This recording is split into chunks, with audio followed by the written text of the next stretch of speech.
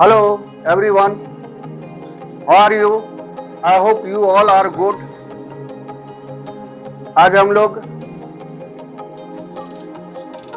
कुछ एग्जाम्पल करेंगे T ratio जो एक्सरसाइज है उनके लिए एग्जाम्पल करेंगे, ठीक है।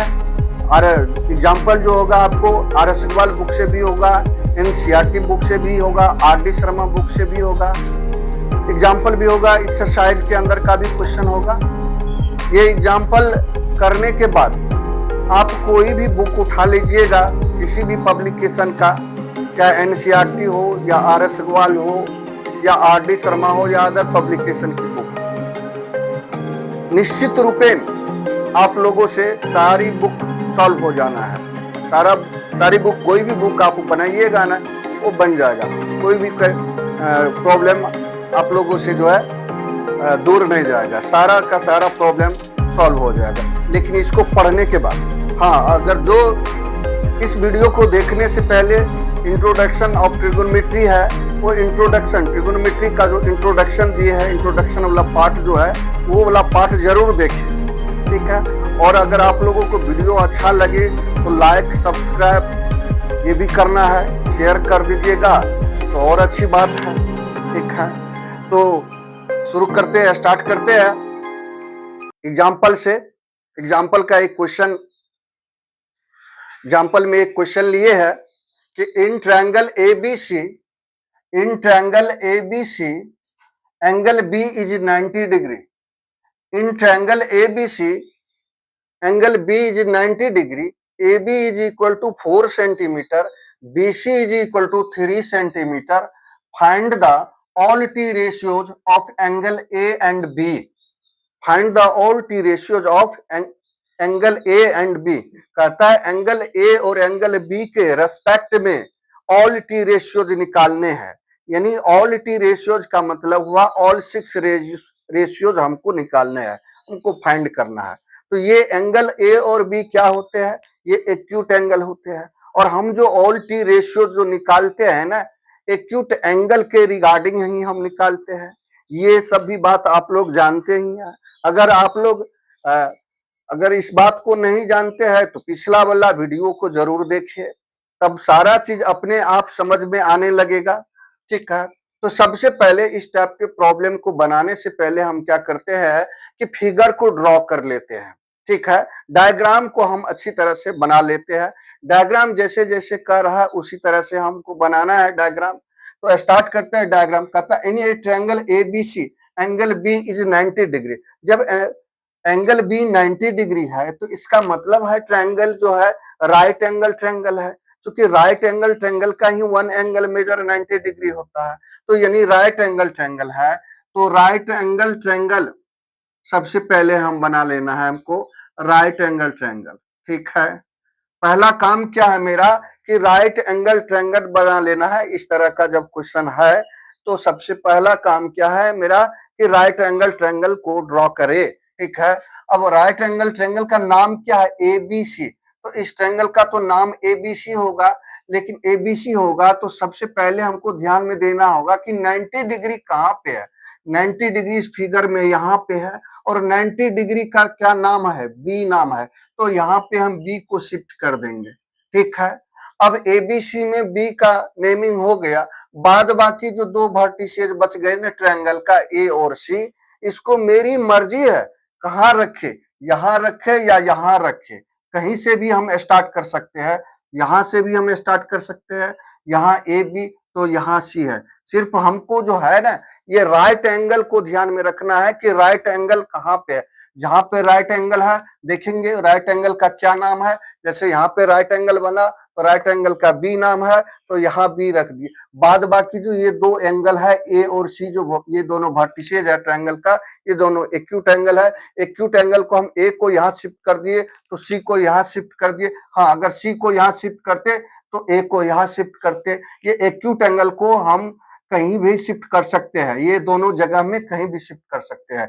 सिर्फ हमको राइट एंगल में को ही ये प्रिकॉशन है कि जहां पे राइट एंगल बने वहां पे राइट एंगल का नाम रखना है। अब ये बात तो हो गया, राइट एंगल ट्रायंगल का फिगर बन गया, यहां तक क्लियर हो गया। अब आगे देखते हैं और क्या दिया हुआ है क्वेश्चन में। और दिया है A B is equal to 4 centimetre. तो ए बी आपको क्या है, ये ए बी लेंथ ये है, इसका लेंथ कितना है 4 सेंटीमीटर, ठीक है, ठीक है 4 सेंटीमीटर है तो दे दिए। उसके बाद क्या है, and B C is equal to 3 centimetre, ठीक है, बी सी को देख लिए, बी सी कितना है 3 सेंटीमीटर, इसको भी मेंशन कर दिए, ठीक है। अब राइट एंगल ट्रायंगल में ये एंगल बी तो 90 डिग्री हो गया, ए बी 4 सेंटीमीटर है, बी सी कितना है 3 सेंटीमीटर है, और हमको कहता है ऑल टी रेशियो निकालने के लिए। ऑल टी रेशियो हम तभी ही निकाल सकते हैं जब राइट एंगल ट्रायंगल का पी बी और एच ये तीनों चीज हमको पता रहे, तभी हम ऑल टी रेशियो निकाल सकते हैं। राइट एंगल ट्रायंगल का ऑल टी रेशियोज का मतलब ट्रिगोनोमेट्रिक रेशियोज हम तभी फाइंड कर सकते हैं जब पी बी और एच ये तीनों चीज हमको मालूम रहेगा तब।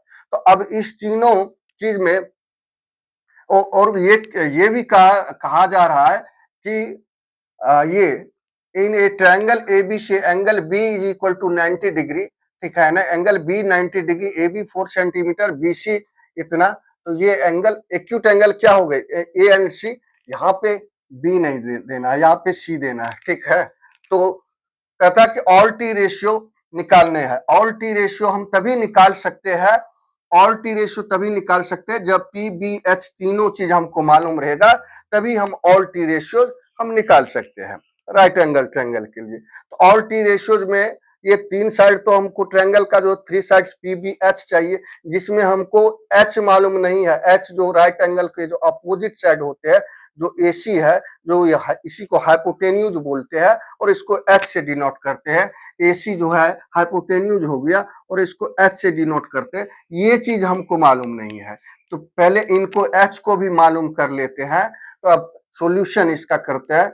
सॉल्यूशन में क्या है कि in triangle A B C, in triangle A B C, in triangle A B C angle B is equal to 90 degree, A B is equal to 4 centimetre, B C is equal to 3 centimetre.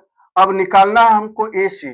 तो right angle triangle में जब दो side दिया रहे तो third side कैसे निकालते हैं, पाइथागोरस थ्योरम के हेल्प से निकालते हैं।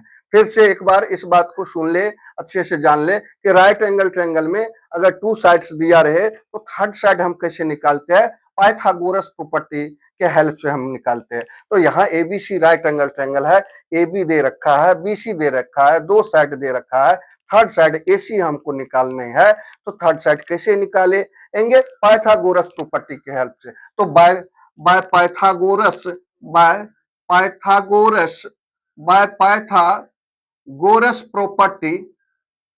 Property by Pythagoras property. अब पाइथागोरस प्रॉपर्टी क्या होता है, पाइथागोरस प्रॉपर्टी क्या होता है या Pythagoras theorem right angle triangle के लिए होता है कि square of the hypotenuse is equal to the sum of the square of the other 2 sides होता है। पाइथागोरस थ्योरम का जो ये पाइथागोरस प्रॉपर्टी है, या पाइथागोरस थ्योरम बोले या पाइथागोरस प्रॉपर्टी बोले एक ही बात है, ये राइट एंगल ट्रायंगल के लिए अप्लीकेबल है। तो वो क्या होता है प्रॉपर्टी कि हाइपोटेन्यूज का जो स्क्वायर होता है क्या होता है, sum of the square of the other 2 sides होता है। तो इस एबीसी ट्रायंगल में हाइपोटेन्यूज आपको एसी हो गया, तो एसी का जो स्क्वायर होगा A B square plus B C square होगा। तो यहाँ हम एसी स्क्वायर का वैल्यू लिखेंगे A B square plus B C square, ठीक है, A B square plus B C square, ठीक है। A C square is equal to A B square का ए बी का वैल्यू कितना 4 का स्क्वायर प्लस बी सी का वैल्यू कितना 3 का square, A C square is equal to 4 का स्क्वायर 16, 3 का square 9, A C square is equal to 16 plus 9 25। A C को डायरेक्ट करते हैं, स्क्वायर को इधर लाएंगे तो क्या चीज में हो जाएगा स्क्वायर रूट, यानी ए सी का वैल्यू कितना आ जाएगा यहाँ से 5 आ गया, ठीक है। अब 5, अब राइट एंगल ट्रायंगल में तो तीनों साइड हमको मालूम हो गया, तीनों साइड जब मालूम हो गया तो अब क्या, अब तो हम ऑल टी रेशियो निकाल सकते हैं। राइट एंगल ट्रायंगल का ऑल टी रेशियो निकालने के लिए हमको क्या चाहिए, उस राइट एंगल ट्रायंगल का तीनों साइड चाहिए, ठीक है ना, तीनों साइड चाहिए। तो अब ए बी भी साइड मालूम हो गया, ए बी तो दिया ही था 4 सेंटीमीटर, बी सी ये भी दे रखा था 3 सेंटीमीटर, AC जो है 5 सेंटीमीटर। ये पाइथागोरस थ्योरम से हम ये भी फाइंड कर लिए। तो अब क्या करते हैं, अब इस एक्यूट कहता है find the all T ratio of angle A and angle C. Angle A के रिगार्डिंग ऑल टी रेशियो निकालने हैं और एंगल सी के रिगार्डिंग भी ऑल टी रेशियो निकालने हैं। तो पहले with angle A, with angle A, angle A with respect with respect to angle A, यानी एंगल ए के रिगार्डिंग हम ऑल टी रेशियो फाइंड करते हैं। तो ऑल टी रेशियो में सबसे पहला क्या है कि साइन ए, ठीक है, ये ए हो गया, यही एक्यूट एंगल हो गया। साइन ए का फॉर्मूला क्या होता है, पी अपन एच होता है, पी अपन एच होता है। और पी और एच, पी अपन एच होता, और पी और बी जो होता है ना राइट एंगल ट्रायंगल में, जब भी हम टी रेशियो निकालते हैं तो पी और बी किस पे डिपेंड करता है, रेस्पेक्टिव एक्यूट एंगल पे डिपेंड करता है। ये अगर पी और बी क्या होता है, कैसे आइडेंटिफाई करते हैं, अगर आप लोगों को प्रॉब्लम होगा समझने में तो पिछले वाला वीडियो को जरूर देखें। उसके बाद इसको देखने के बाद आप लोगों को कहीं से कोई प्रॉब्लम होने वाली नहीं है, ठीक है। तो फिर से फिलहाल हम बता देते हैं कि परपेंडिकुलर किसको कहते हैं, रेस्पेक्टिव एंगल जो होते हैं ना उनके अपोजिट साइड को बोलते हैं परपेंडिकुलर। जैसे रेस्पेक्टिव एंगल ए है ना, तो ए के अपोजिट साइड क्या हो गए, ए के अपोजिट वाली साइड BC हो गए, तो BC हो गए परपेंडिकुलर। और हाइपोटेन्यूज राइट एंगल के सामने वाले साइड हाइपोटेन्यूज, हाइपोटेन्यूज को आइडेंटिफाई करने में कोई दिक्कत नहीं है, वो सीधी सी बात है कि वो longest side of the right angle triangle जो होता है वो हाइपोटेन्यूज होता है, या राइट एंगल के अपोजिट साइड जो होते हैं वो हाइपोटेन्यूज होते हैं। और परपेंडिकुलर क्या होते हैं, रेस्पेक्टिव एंगल के जो अपोजिट साइड हो गए, जैसे BC क्या हो गए, परपेंडिकुलर हो गए। और बाद बाकी जो थर्ड साइड बच गए वो क्या हो गए, बेस हो गए। P, B और H तीन ही चीज तो है होता है राइट एंगल ट्रायंगल में। तो साइन ए का वैल्यू क्या होता है, P अपन H होता है, ठीक है। तो P क्या हो गया आपको, P क्या हो गया, A के अपोजिट वाले साइड BC हो गया अपन H, H क्या हो गया, AC हो गया, ठीक है, ठीक है। BC का वैल्यू कितना है, BC का वैल्यू 3 है, H का AC का वैल्यू कितना है, 5 है। यानी कि साइन ए का वैल्यू आपको क्या आ गया, यहां से साइन ए का वैल्यू 3/5 आ गया, साइन ए का वैल्यू, ठीक है भैया। देखिए साइन ए का वैल्यू निकाल लिए, ठीक है। अब साइन ए का रेसिप्रोकल होता है, लगे हाथ निकाल लेंगे, कॉसेक ए। तो साइन ए का रेसिप्रोकल होता है कॉसेक ए, तो ये 3/5 का भी रेसिप्रोकल क्या हो जाएगा, 5/3a हो गया, ठीक है। कॉसेक ए का भी वैल्यू आ गया, ठीक है। अब इसके बाद कॉस ए, कॉस ए का फॉर्मूला क्या होता है, B/H होता है, B/H होता है। अब B क्या होता है, इस ए के ये जो रिगार्डिंग एंगल है BC परपेंडिकुलर हो गया, AB क्या चीज हो गया, बेस हो गए, AB क्या हो गए, बेस हो गए। और हाइपोटेन्यूज क्या हो गया, H क्या हो गया, AC। तो AB का वैल्यू कितना दे रखा है, 4 दे रखा है, ठीक है। AC का वैल्यू कितना दे रखा है, 5 दे रखा है। यानी cos A का वैल्यू कितना हो गया, cos A का वैल्यू यहां से क्या आ गया, 4/5 आ गया cos A का वैल्यू, ठीक है, ठीक है, ठीक है। cos A का वैल्यू 4/5 हो गया। अब cos A का रेसिप्रोकल क्या होता है, sec A, sec A का वैल्यू क्या होगा, 4/5 का रेसिप्रोकल क्या हो जाएगा, 5/4 हो जाएगा, ठीक है। 5/4 हो जाएगा sec A का cos A जो होता है, cos A का रेसिप्रोकल sec A होता है, 5/4 हो गया, ठीक है। तो sin A cos A आ गया। अब क्या है, अब tan A, अब tan A यहीं पे हम कर देते हैं, ठीक है, या नहीं तो इस साइड हम कर देते हैं tan A का, नहीं तो उसमें जो है ना उधर जो है C के रेस्पेक्ट वाली बात करेंगे। अब tan A क्या होता है, tan A जो होगा फॉर्मूला क्या होता है, P/B होगा, ठीक है। tan A का P/B होता है, ठीक है। तो tan A के रेस्पेक्ट में P क्या हो गए, ये A के अपोजिट वाले साइड BC, B क्या हो गए, AB, ठीक है। अब tan A का BC का लेंथ कितना दे रखा है, 3, और AB का लेंथ कितना दे रखा है, 4। तो टेन ए का वैल्यू यहां से आ गया। टेन ए का रेसिप्रोकल क्या होता है? Cot A. तो 3/4 का भी रेसिप्रोकल क्या हो जाएगा? 4/3। तो ये ए के रिगार्डिंग, ए के रेस्पेक्ट में ऑल टी रेशियोज हो गए। ऑल टी रेशियो का मतलब 6 रेशियो कितने हो गए? 1 2 3 4 5 एंड 6, ये हो गए ऑल टी रेशियोज। ठीक है। और अब जो है किसके regarding? With respect to angle C के रिगार्डिंग भी ऑल टी रेशियोज हमको निकालना है। हम तो अब इस तरफ से हम चले आते हैं। ठीक है। With respect to with respect to with respect to angle C, angle C के रिगार्डिंग ऑल टी रेशियो का हम वैल्यू निकालते हैं। ठीक है। तो सी, अब सी को हम देखेंगे। ठीक है ना, एंगल सी को देखेंगे।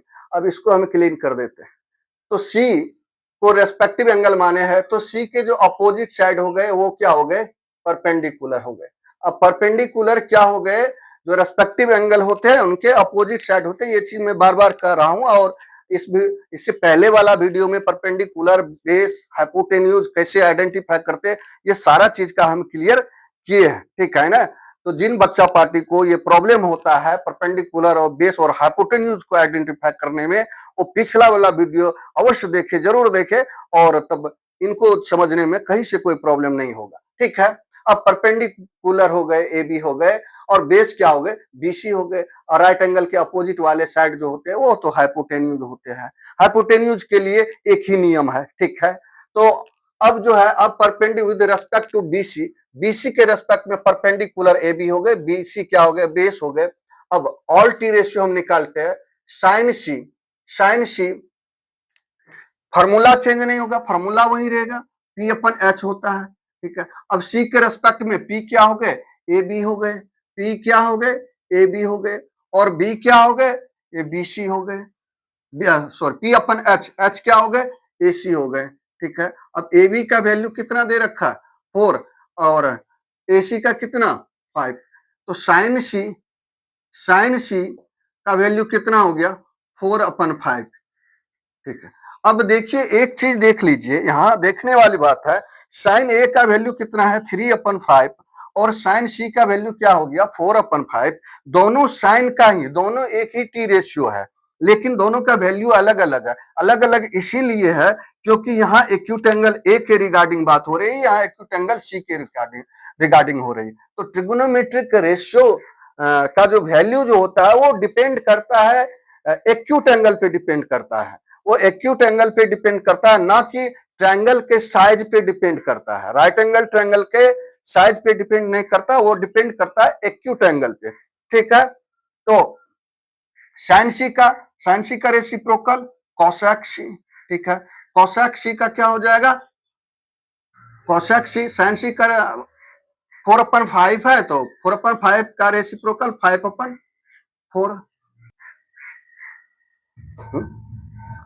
हाँ, कोसेक सी। अब उसके बाद साइन सी हो गया। अब कॉस सी, कॉस सी का फॉर्मूला क्या होता? B/H।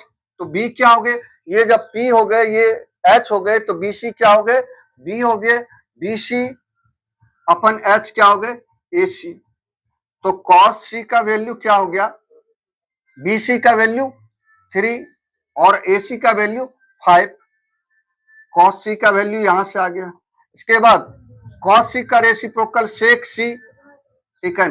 सेक सी, इसको सेक सी पढ़ेंगे, थोड़ा पढ़ने में थोड़ा वल्गर टाइप का लग रहा है। सेक सी, ये सेक्सी नहीं, आप लोग समझ जाएंगे, नहीं समझना है। ये सेक और सी है, सी ये एंगल है। ठीक है ना। इनको जो जरा जो है ठीक से पढ़ेंगे, प्रोनाउंसिएशन करेंगे। ये सेक सी है। ठीक है, सेक सी नहीं है। ठीक है ना। तो ये तो कॉस सी का वैल्यू 3/5 है, तो 3/5 का रेसिप्रोकल क्या हो जाएगा? 5/3 हो गया। ठीक है। ठीक है। अब उसके बाद अब क्या बच गया?